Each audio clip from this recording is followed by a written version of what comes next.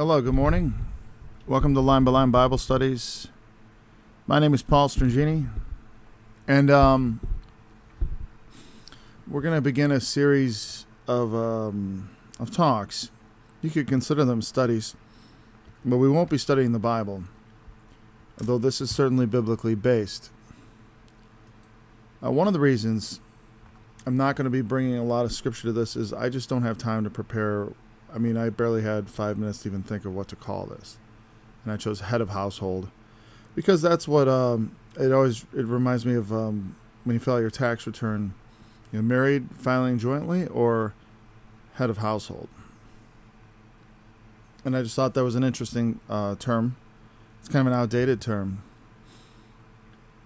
The scriptures say that the man is the head of the woman, and therefore he is sort of the head of the family. Not sort of, he is the head of the family. I forgot who it was that said that, but the woman is the neck, and that is not untrue. Very essential. So the reason I'm not going to use a lot of scripture, aside from that, is another thing. Is I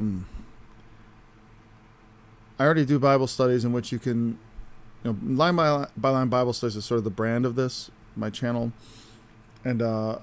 and everything I do is based on what I've learned from the scriptures and what I've learned from the Holy Spirit in life. If I were to bring scriptures and say well, look at the Bible says here that wives ought to obey their husbands. The Bible says here this, that, the other. There's a little problem with some of that. Not that it isn't true. I believe it's absolutely true. But the problem is that I see people try to use the Bible to establish their own authority. So let's say, for instance, a husband's having a problem with his wife, and he says to her, it says that the Bible says that you have to obey me. And it says, I'm the head of this house. And then sometimes I feel like that guy is looking for his wife to put him on top. And that's your job as a man, is to put yourself on top.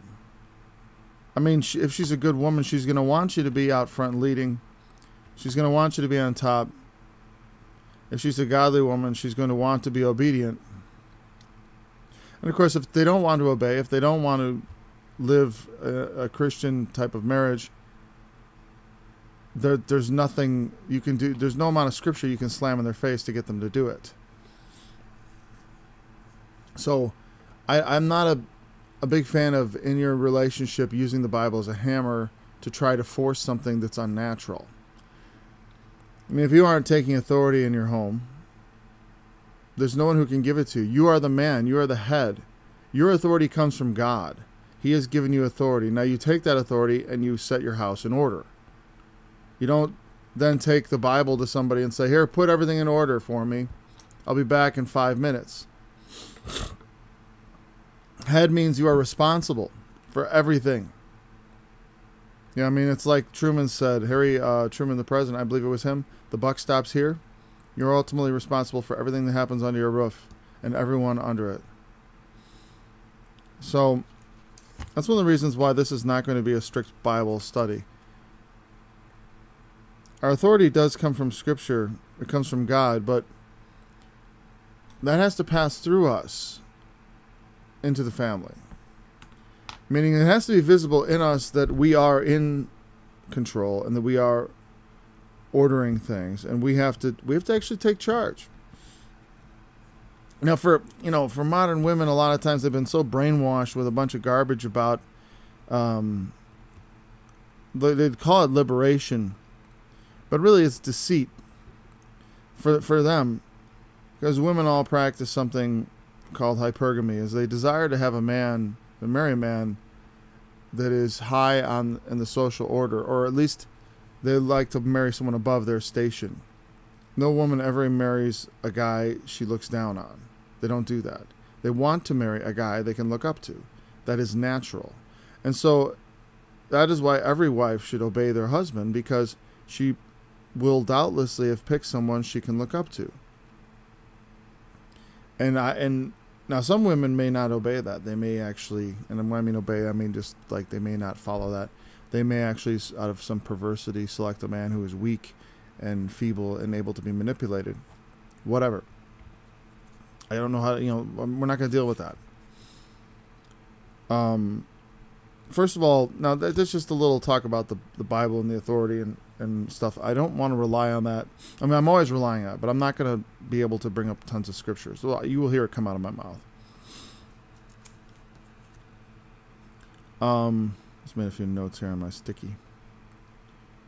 So background, I've been married since 1995.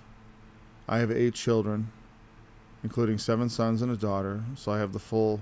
I've only experienced one daughter, and of course she's unique like all children. So the situation on that is, I don't have as much experience maybe in that, but certainly plenty. My daughter's a teenager already, so that's that level of experience. And I also have adult sons. My youngest is, let's just, because I don't want to date this too heavily, so in the future you can see. But I guess at this point I could say my youngest is 3 as I say this, because 5 years from now I may have something different to say. God knows I was saying different things 5 years ago. So 5 years from now, who knows what I may feel. But, I've raised at least 2 sons to adulthood at this point. And as I said when I was 20, when my children are adults, I will be content to allow them to judge me whether I was a good father or not. Because a family member said I should wait till you have children, and then you can talk about all the things we did wrong.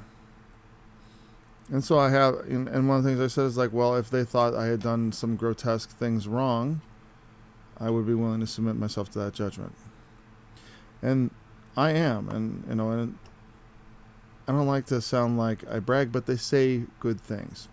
I will just assert I have a good report. Maybe I'm not telling the truth. I am telling the truth, though. All right. And I get compliments and stuff about my accomplishments and my parenting and all that, right? But what I really want to talk about is I have made a lot of mistakes. And, this has not been a perfect walk. It doesn't have to be perfect to be successful. Just like you don't have to run your business perfectly to be successful in it. You can make mistakes.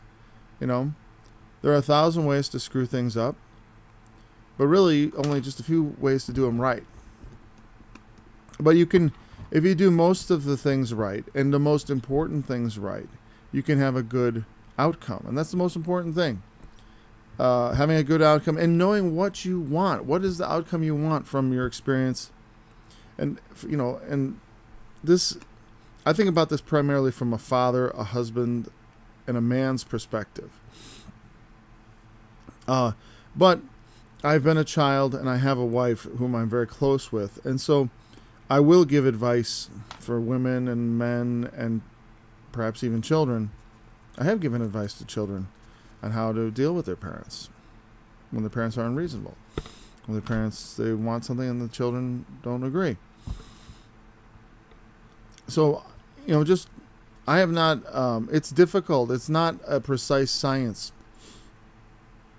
Raising a family is not, though I've been successful, this is not like, it's just so easy. It's just so perfect. I had no trouble at all.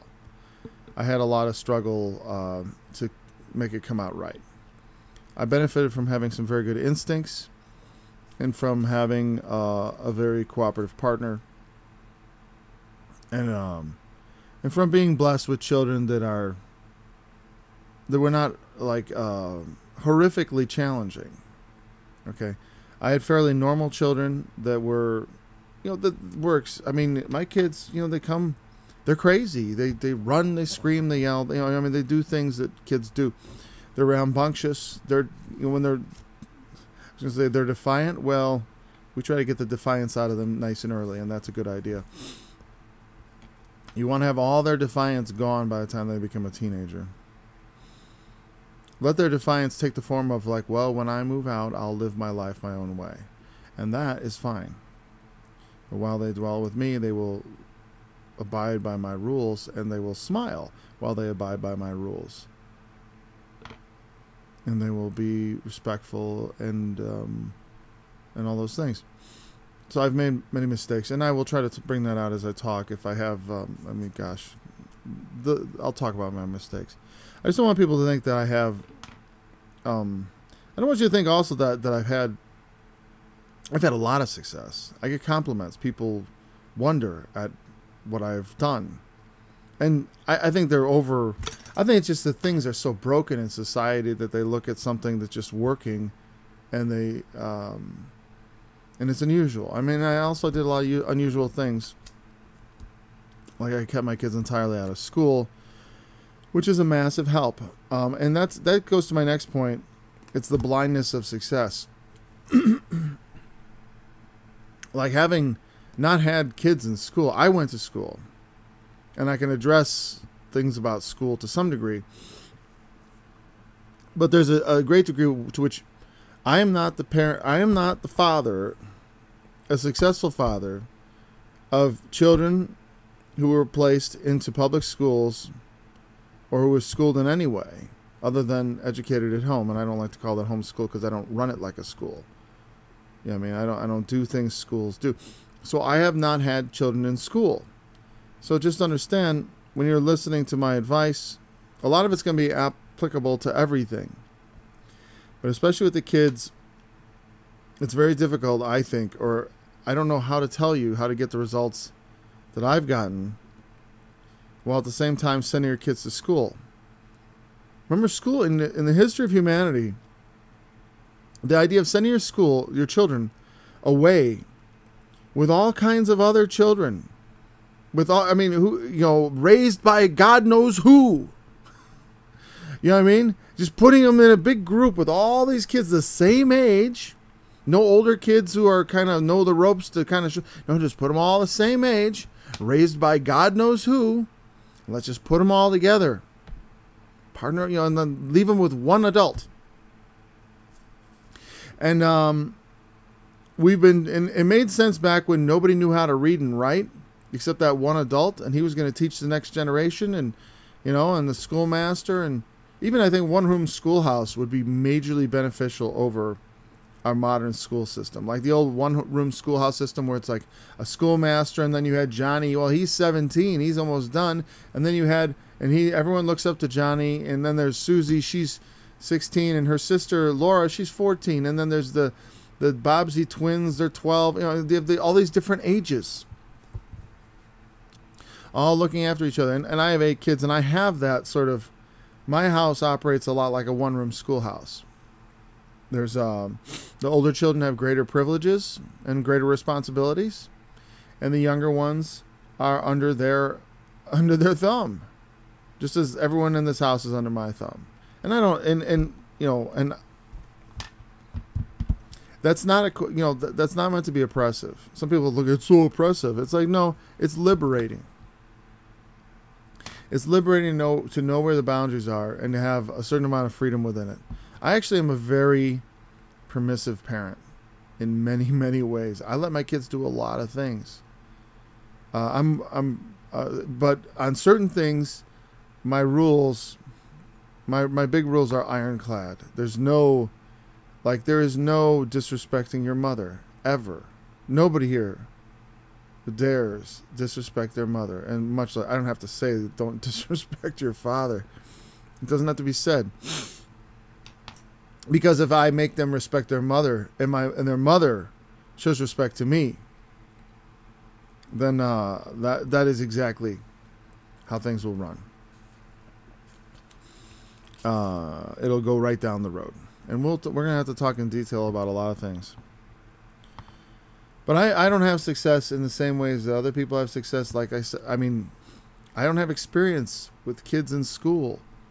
And I'm just going to tell you, I don't know exactly how. I could give advice. I can give what I think you ought to do, but I haven't practiced it. I can tell you the story of how I did my things. And if you're a homeschooling family, then you can benefit a lot from this. I gotta say right off the bat, I have 8 kids, so I don't know if I would advise homeschooling like 1 or 2 kids. Children need other children. And so if you do 1 or 2 kids, you better spend a lot of time getting them together with other kids. It's important for them to have playmates and stuff. Adults will not suffice. I know I don't suffice. I hate playing. I don't like children's play. Like they take, like they could take a little pencil like this, and then they'll go, "Oh, let's play my game." Do, ba ba ba ba ba, boom boom. It's like I just want to tear my eyeballs out. It's incredibly boring to me, and I don't like it. I'll do it, and I feel like I don't look like this, but I feel like this. It's like literally like an aesthetic to me. You know what I mean? Like I feel like I think I'm gonna pass out. I like teenagers. I like my teenagers. I like their company and the adult children. I enjoy them seamlessly. Meaning, I don't have a period where I don't like my kids. And no one ever likes to admit not liking their kids.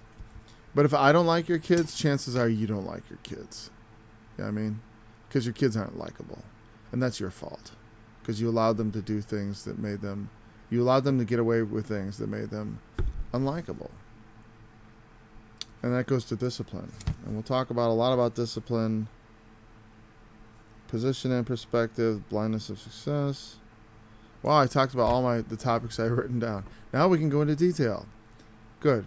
15-minute introduction, that's good.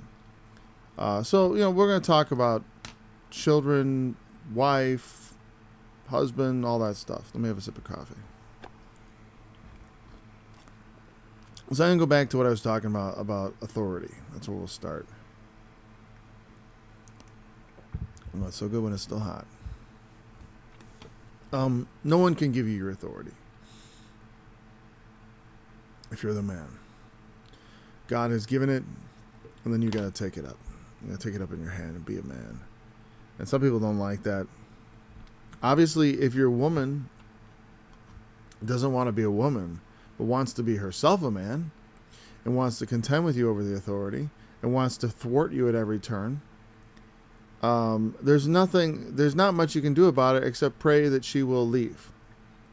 I'm sorry. And that may seem like an awful thing to say. I don't advise divorce, but I'm just saying on a certain level, it says better to live in the corner of a rooftop than with an angry and contentious woman. Having the right partner is so important. The husband and wife relationship is the most critical in the house.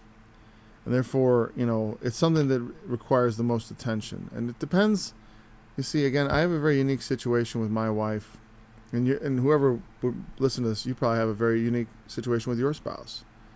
It's not obvious always, some people have a tendency not to want to talk about problems.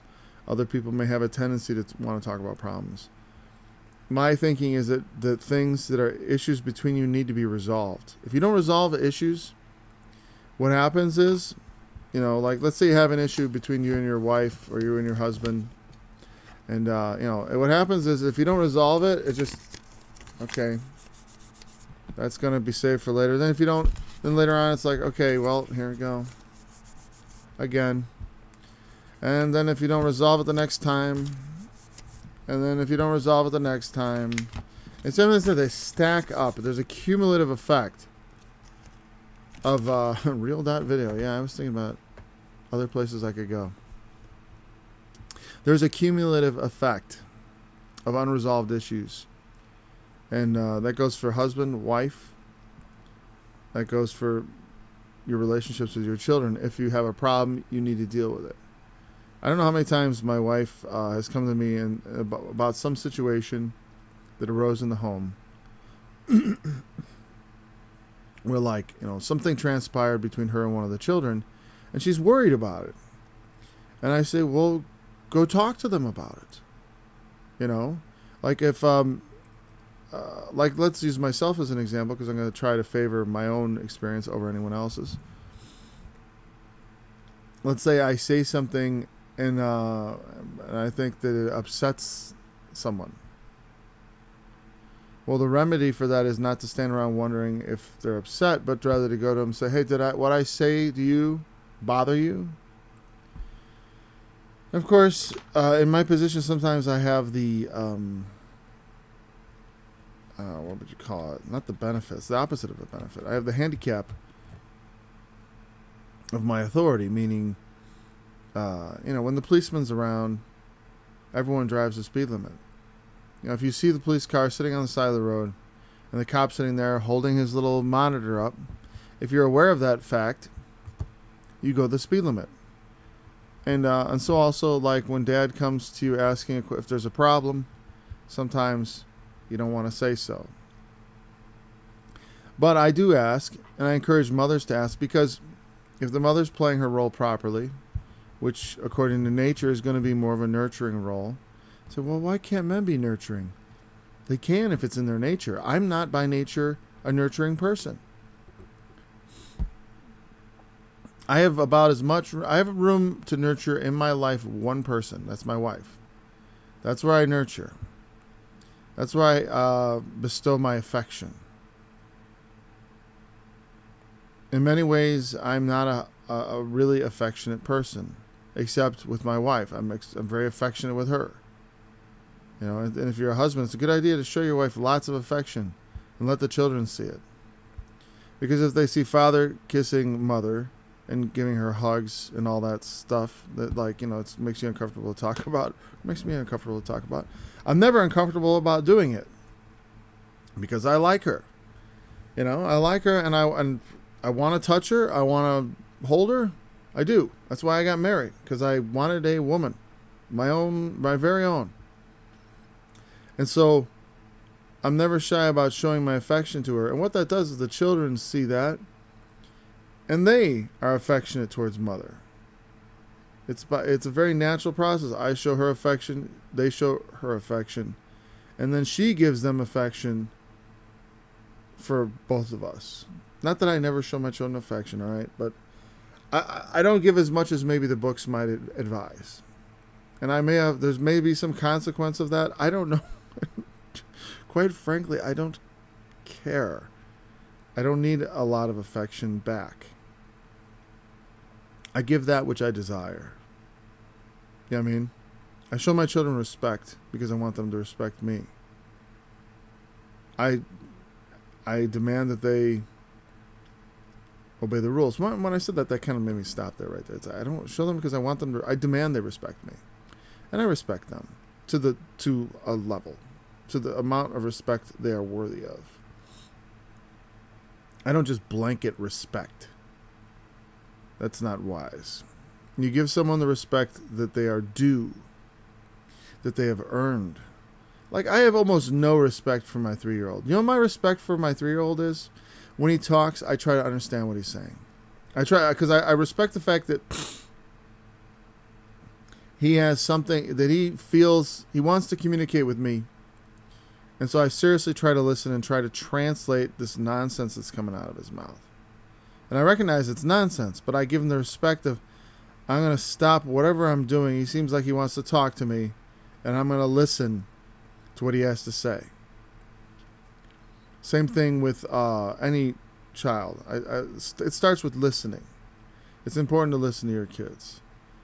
I think that it's important to listen to your wife. Listening is an incredibly useful skill because it allows you to understand what's going on. If you listen, you hear. And you can, it helps you gauge the status of things, how things are going.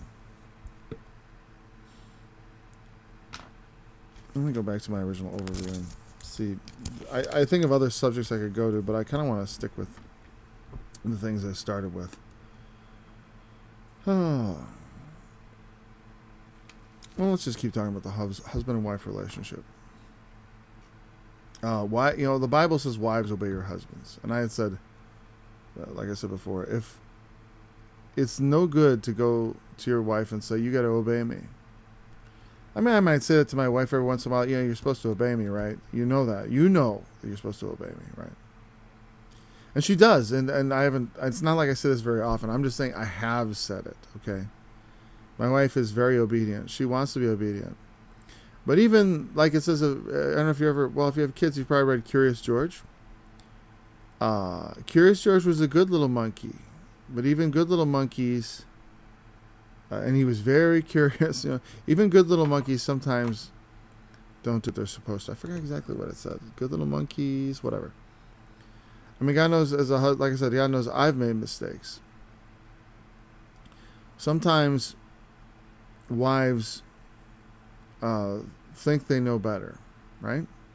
And and sometimes they do. They know better, right?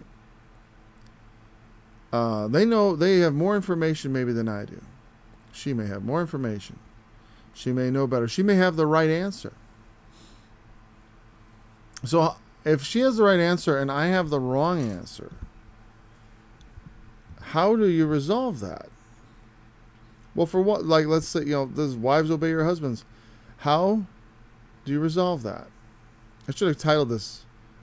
I wish I had titled it. I'll put it into the description or something, because I'm going to cover this somewhat. Because I'm going to do this another I'm going to try to go a whole hour. I guess I could cut this short and just stop it. Should I just stop it and just say, wives obey your husbands? I'll just finish it out like this. And if a wife has a disagreement with her husband, like let's say she thinks he's wrong, right? Well, he also thinks she's wrong. But we don't. But you don't know necessarily who's right or wrong. Oh, but I know I'm right. Everyone knows they're right, But there is a right or wrong, and sometimes the wife is going to be right. Sometimes the man is going to be right, maybe most of the time. As a man, you kind of have to. It's not an easy process. You have to inspire them with the confidence to lay aside their feelings that they know better and trust you. At times when you come to an ultimate impasse, okay, where you totally disagree. When you come to a point where you've discussed things and you totally disagree, that's where it comes down to you have to assert your authority. Not saying from God, saying no. And I'm not saying like, well, God said, no. What you do is you say, this is what we are doing. And you don't care how angry she gets, how much of you do not allow any emotional response from your wife to sway you. This is what it means to take authority. I don't care if I'm going to make a decision, and if I got to live in the doghouse, and this doesn't happen in my home, okay? I'm just saying this happens with some women. My wife is not like this, okay? But I won't say we never had anything like this ever happen, okay? Something like this might have happened once or twice, where there was an absolute point of disagreement. Then you assert yourself and say, well, this is what we're doing. And nothing else. And no matter how upset they get, no matter how much they pout, how much they whatever, or if they're going to be angry, you just have to just keep going. You don't allow that to change you, because if you do, you are forever not the one in authority. Her emotions have the authority. Her feelings have the authority. That means she is able to, by sheer force of feeling, take the authority away from you.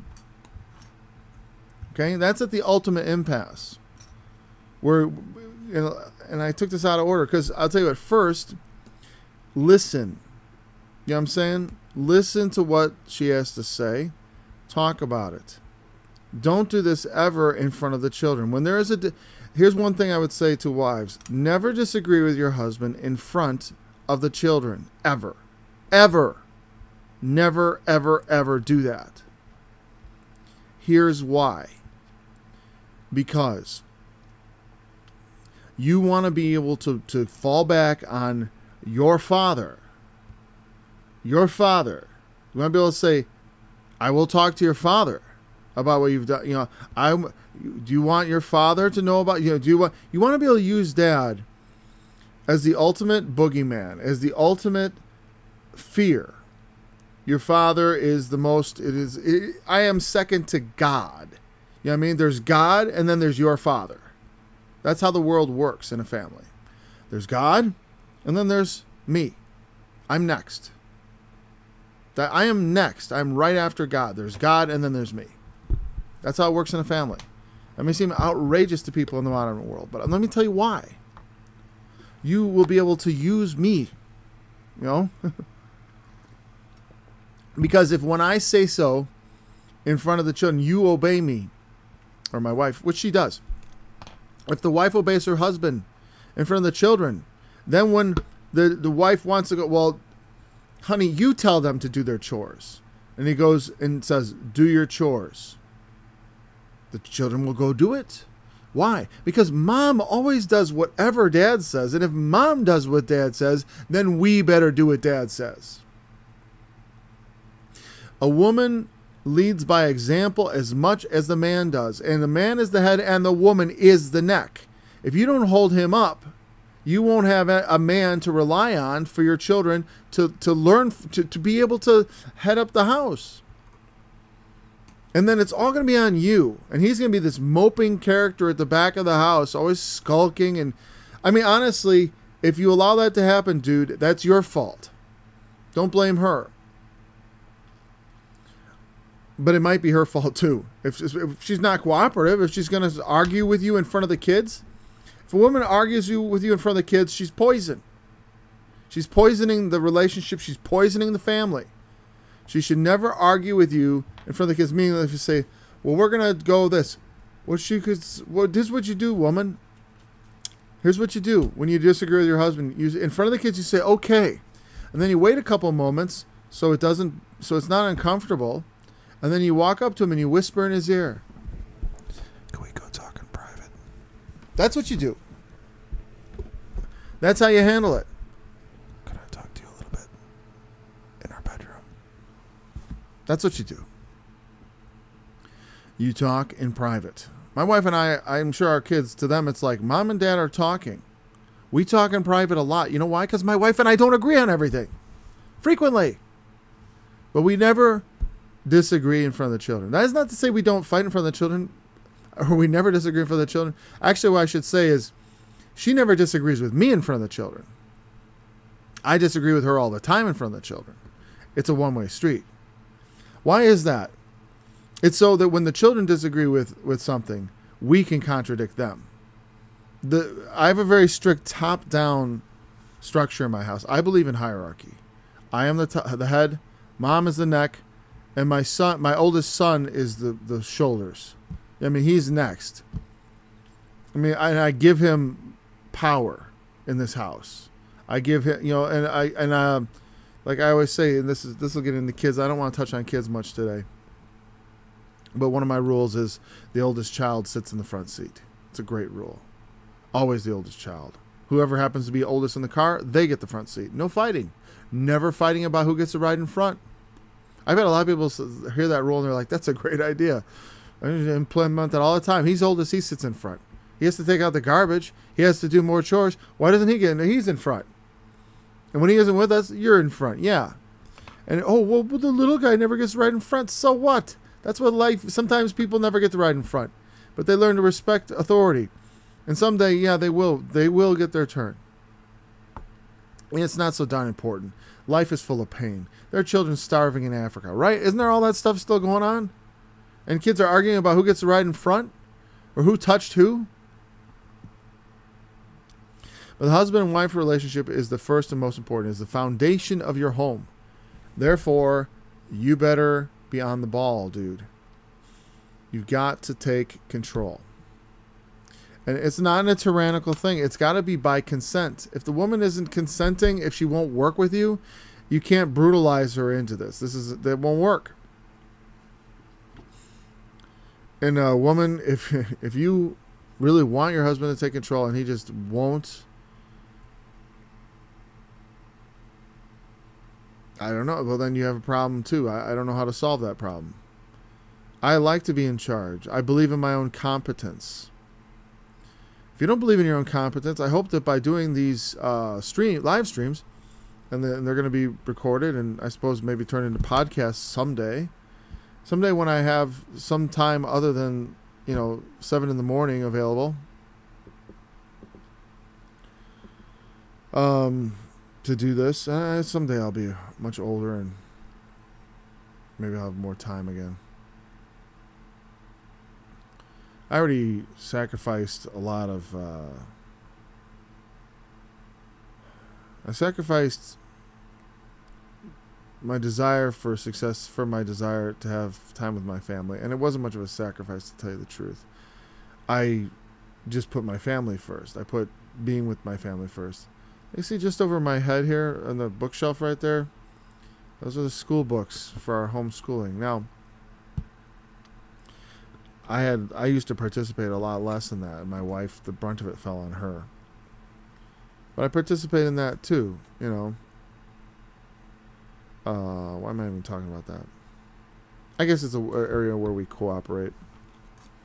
But anyways, let's go back to what we're talking about. Okay, so if you have a disagreement with your husband about whatever, you don't disagree with him in front of the children. You don't contradict him in front of the children. You take him aside. And I try not to show, here's another thing. If my wife greatly, I try not to chastise mother in front of the children. If she says something that offends me, I certainly have in the past messed this up. But because I want them to respect mom as a secondary authority, I don't treat her like a child. You know what I mean? I don't treat her like a child. I treat her like something special and distinct from the children. So while I will contradict her, say, no, we're not going to do that, and show that, oh, no, dad's obviously in charge because dad just countermanded mom. So, no, sweetheart, we're not going to do that. This is what we're going to do. Say, no, we can't do that today. That's what I mean by contradict. I mean, what I'm saying is I assert my authority in front of my wife. Wife, you should never assert any authority over your husband. Even if you are the boss, hide it. Hide it. Unless you're doing some sort of weird role reversal. I mean, this is head of household. This is traditional family. I don't mean traditional 1950s. I mean traditional, BC 1550s. Or whatever. I don't know. The traditional. I'm not following a tradition. I'm just following what I learned from the Bible. What I understand about authority and hierarchy and the importance of all those things. If we have a disagreement that involves it's an interpersonal difference, like some sort of like you offended me, I didn't like what you said, that kind of thing, I take into private also. I don't like to chastise their mother in front of them because it is somewhat detrimental, I think. I'm not sure. On some level, if you do it, one thing I can say, it creates sympathy for the children, for the mother with the children. They will be sympathetic towards her. And I like that. I want my children to be sympathetic toward their mother. I want them to be affectionate toward their mother. I guess mostly because I don't feel that way about my own. I'd like them to feel love for their mother and to feel sympathetic and have warm feelings. And, I don't know. It's a personal issue I had growing up. So anyways, I guess that'll suffice for a introductory talk. I guess I went beyond the scope of introduction into some basics of the husband and wife relationship. I'm just trying to think if I want to add anything. I'd like to do this one piece at a time. I could turn these into rambling 3-hour talks about having a family, having a marriage. Like I said, I've been somewhat successful. Like I said, I've been married. I didn't even mention that at the beginning. I was going to mention I've been married since 1995, and then I cut myself off and said, well, I'm not going to say exactly. I've been married. I mean, obviously I have 8 kids. I've been married a long time. I got married in 1995 when I was 21 years old. You can bet at that age I did not know very much about having a marriage relationship. But I guess since I was teaching the Bible and she was my student, we had kind of a teacher-student relationship, which was a good, I think, which was a good segue into marriage, because it was clearly it was clear who was an authority and who was the supporter, who was in the support role. Not that a husband isn't in a support role with his wife. I'm trying to think back to what I've been talking about so far and see if there's any other things I want to add to it. The wife needs to be supportive. You know, don't argue. Husbands, show your wife affection. You know, not just in front of the kids, but when she's, you know, hopefully she likes affection. I remember hearing, you know, affection is kiss and a hug, you know, not necessarily a, make sure whatever you're doing, she likes too. Let's just put it that way. My wife likes all kinds of affection. So you figure out what your wife likes. Don't be too weird. You know, don't make it too uncomfortable in front of the kids. It's good for children to see their, you know, their parents showing affection for each other, because it makes them feel secure in their home. They like to feel that the parental relationship is close. That way, if there is a fight of some kind that gets out of control and actually happens in front of them, I don't think that you should. I don't think you should necessarily avoid them ever seeing you come into conflict. Well, like I said, that's why I said I will disagree with her. And even if and I will allow even, what I'm saying is I don't mean you should never, like, I said the wife shouldn't argue with her husband. I mean, you don't stand up to me. You know what I mean? You can say, oh, I thought this, and you can speak again. And if, you know, if your wife doesn't follow this precisely, don't get angry at her. And certainly not then, you know, it's tempting to, right? Because you feel like this is the way we agreed it should be. This is how I'm following our agreed upon, you know, way we're going to do this. And you feel maybe things are going out of bounds. Well, sometimes, like let's say you get in a discussion inadvertently in front of the kids, and it's starting to get, you feel out of hand, or you're getting frustrated. If you're starting to feel angry, well, then you go up and whisper her and say, I need to talk to you about this now, someplace private. And you know, when your spouse does that, go talk to them. I don't care what I'm doing the dishes. Oh, well, it's not so important. There is nothing. That's another thing, is I would say, when it comes to husband and wife issues, those are A1 priorities in the home.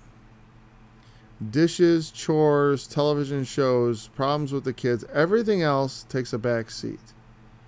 So when there's an issue between my wife and I am very much, we will drop everything right now and sort this out. I don't care if I'm late to whatever. It's like I've always taken our relationship issues as A1 priority. Like everything else, I will blow off just about anything if to sort that out immediately. You know, the scripture says, be angry and sin not. Let not the sun go down on your anger, on your wrath, whatever.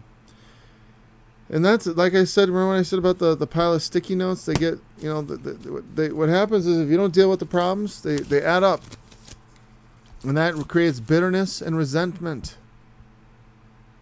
Husbands begin to resent their wives. Wives resent their husbands because you haven't sorted through the issue.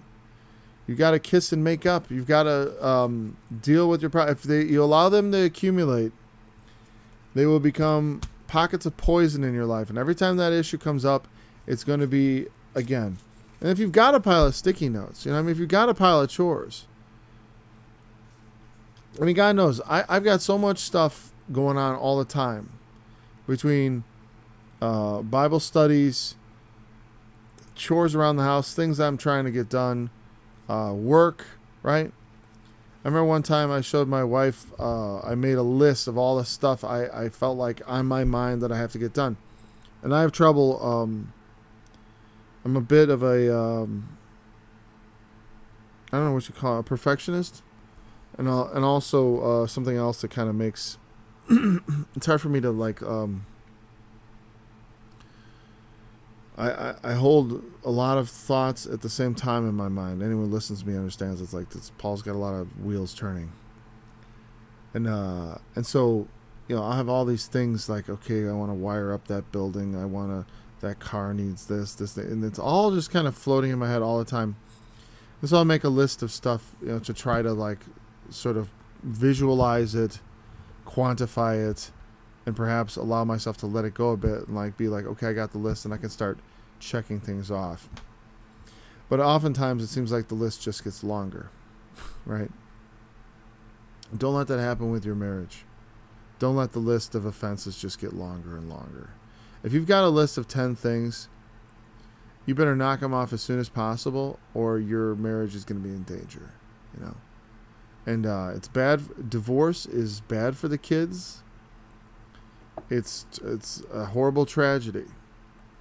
I mean, if you don't marry well, sometimes it's inevitable. Sometimes if you married the wrong person, and the two of you are not relationally compatible, or you just have gone too far, or whatever, one of you isn't fully committed. Because I think primarily, this is going to be something good to finish up. I'd like to go a full hour. Marriage is not about love. All right? Marriage is not about love. It's good to show your wife affection and love her. That's all bonus. Marriage is primarily, though love should be a component. I don't know how you could do a marriage without love. Okay? It can be done. But it's a lot harder. And you have to have a lot more of the first thing, which is commitment. Marriage is all about commitment. It's about being committed, dedicated to it. Because no matter how much they piss you off, you have to be committed. Because commitment is what means when you get angry, your commitment says, I'm not going to give way to my wrath. I'm not going to give myself over to my passion and be a jerk, or the other half of it, the women, their end of it, a girl jerk. We all know what that's called. You say, I'm not going to be that, because that is destructive to our relationship. The relationship I'm committed to. I'm committed to this relationship, and I will not. I will only let my emotion carry me so far in a destructive way. Because, we can all get carried away with our emotions. God knows I have. Even recently, I remember being frustrated, and I was wrong. But I had this wrong idea in my head, and I got angry with my wife. She didn't deserve it. But I took care of it by apologizing, and by going to her and just confessing all. And I also had the opportunity to hide this. I could have said, yeah, you were at fault. How awful would that be? It wasn't your fault. Well, I don't want to tell her that, because then it's my fault and I got to apologize. I could just keep it the way it is and she could feel guilty. Don't be cruel. Don't be wicked to your spouse.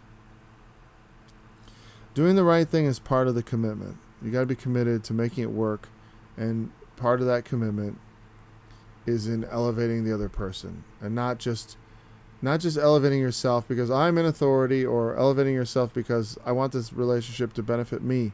It's got to be of benefit to both of you. And therefore, the primary thing is commitment, because love goes away. You know what I mean? Because love is about, oh, I love you. You are so great. But nobody is great all the time. Nobody is not going to be annoying or offend. Everyone is going to do these things that cause us to think, you know what?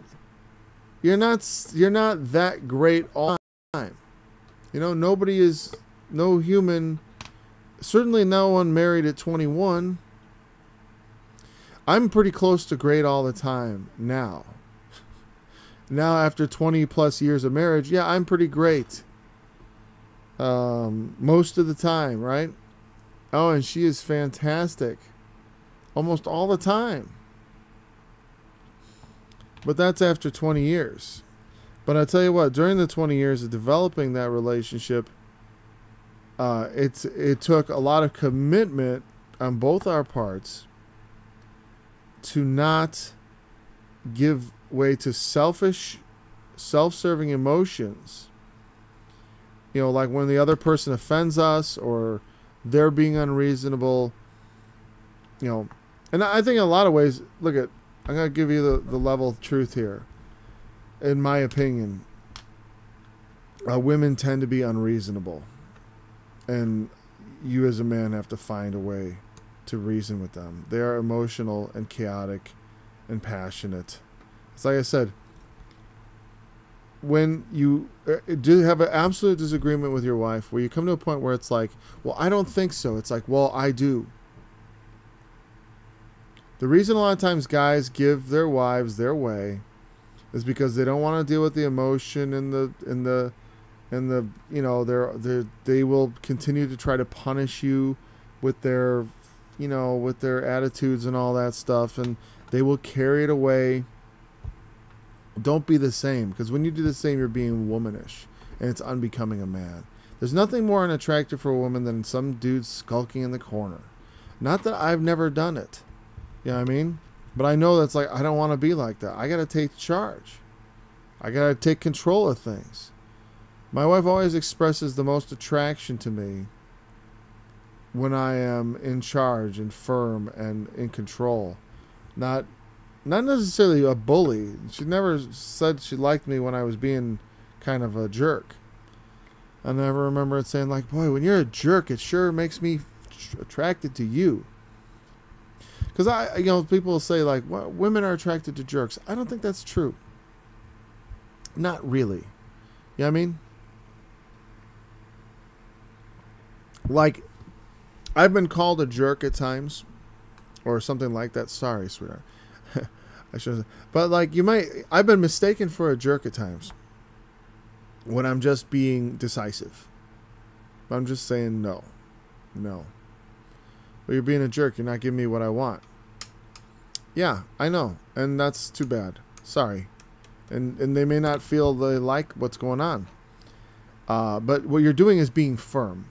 Being firm is not being a jerk. Being a jerk is when you say mean things. You know what I mean? Say, well, you blah blah blah. When you're lashing out emotionally at your wife, you're being a jerk.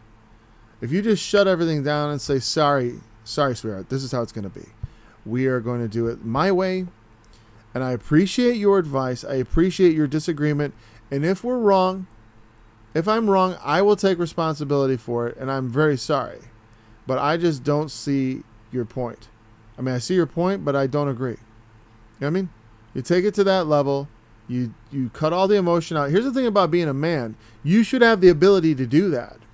They don't have the ability to the degree that you have the ability. All right, women, you have the ability to be a little less subject to passion. That's what I appreciate about my wife, because she is not like most women. But in some ways, she is utterly like all women, in that she is more governed by emotions than I am. You know what I mean? When we say women are emotional, we're not just saying women are emotional, men are not. It's not like that. But just by and large, if you look at the bell curve of women's average emotions versus men's average emotions, sure, we are more similar than we are different, but the differences are significant enough that it's important. You have the better ability as a man to cut your emotions out and just be dispassionate. And a woman will think you're being a jerk because you're not accounting for her emotional feelings about things. Your job is to calmly and kindly disregard her feelings and be a man. That is the jerk that women find attractive. Is because, wow, he knows how to take charge. And he did it so, you know, in the retrospect, at the time, she's not going to find it nice at all.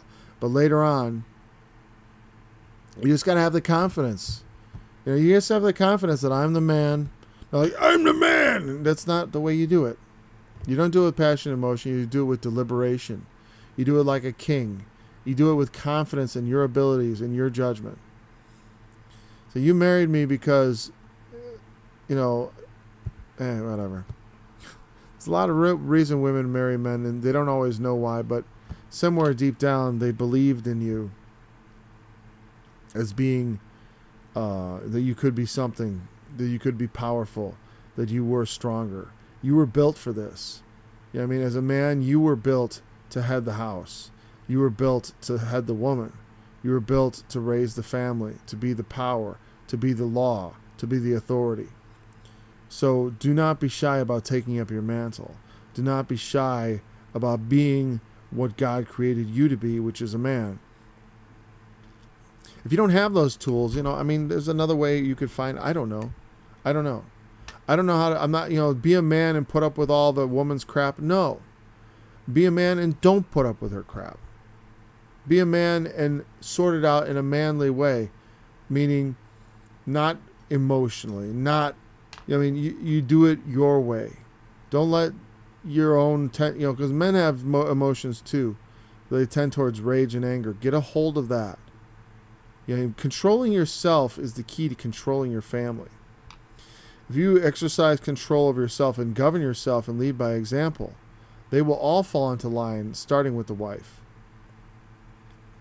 But bringing her into your sphere of, cooperation is the most important thing. You got to cooperate together. And you can't expect her to give you the authority. You kind of got to take it. You got to not allow yourself to be manipulated by emotional outbursts or by their feelings and stuff when it comes down to the ultimate point. Listen to her feelings and blah, blah, blah. But if you do genuinely disagree, do not give way. Do not give way. You will regret it. And she'll be unhappy ultimately. Because no woman wants to be married to a pussy. That's the way you put, quite frankly. A pushover. Sorry if that language offends anyone. Whatever. A little kitty cat. Okay, a little weakling. No woman wants to be married to someone who's soft. She wants you to be kind. She wants you to have soft spots, but she wants you to mostly be strong. And the whole family depends on your strength. Just as, all creation depends on God and his strength. I'm not going to belabor the last minute. I'm up to 59 minutes. I think that's good. God knows I could go on for hours, really. And I will. There will be hours and hours eventually. I'm hoping to start getting up every weekend early and doing specials like this. I don't know how many actual topical studies I'll be able to get in because those have to be prepared for. But stuff like this all the time. This is episode 1 of Head of Household. I hope you enjoyed it. I should mention, I haven't mentioned at all, subscribing to Line by Line Bible Studies. I looked in the chat. I see no questions. If you have questions, you can post them in the chat. Today I did not even check the chat. But I generally, after a half hour of the program, I check the chat, see if anyone's had anything to say. If you have questions about marriage and family life, you can send it to questions@oraclesofgod.org. That's my website and my email for this, for Line by Line Bible Studies, if you have questions. Anyways, thanks for joining me this morning. It's been a pleasure to talk about these subjects. I love talking about the things I'm passionate about.